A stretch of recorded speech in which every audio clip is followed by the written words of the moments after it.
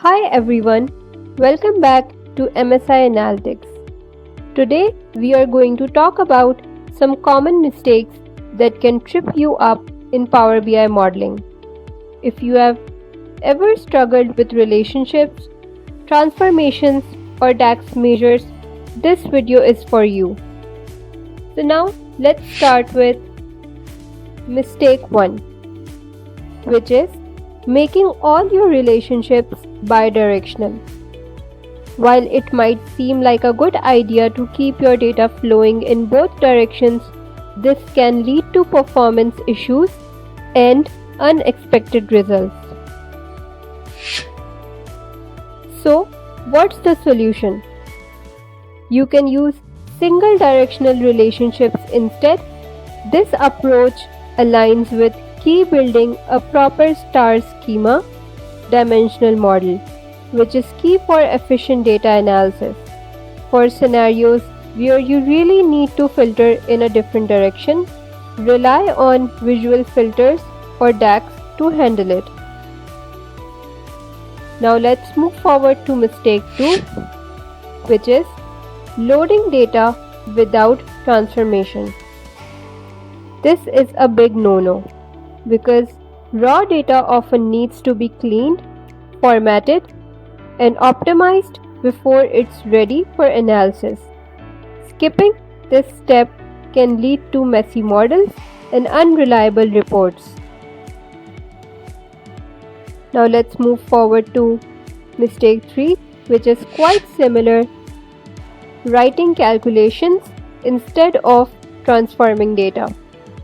Calculations should be used sparingly and only when necessary. Many issues can be avoided by transforming your data at the source, rather than trying to fix problem with DAX later on. Mistake 4 is overusing DAX measures. DAX is powerful, but it's not always the best tool for every job. Overloading your report with measures can make it difficult to manage and maintain. Instead, focus on simplifying your models and reusing measures whenever possible. Finally, we have our second last mistake, which is rewriting or copying code instead of reusing it. Reusing existing measures in calculation not only saves time but also ensures consistency across your reports. It's a small change that can make a big difference in your workflow. Moving forward to our last mistake, which is not using data categorization. It can lead to inaccurate visualizations and reports because the system may not interpret the data correctly. To avoid this, always assign proper categories to your data, for example, geographical locations, dates, etc. So, Power BI understands and displays the information quickly.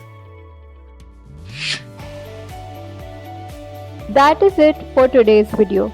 I hope these tips help you avoid some common pitfalls in Power BI modeling. If you found this video useful, don't forget to like, subscribe, and hit the notification bell so you don't miss any future content. Thanks for watching, and I'll see you in the next one.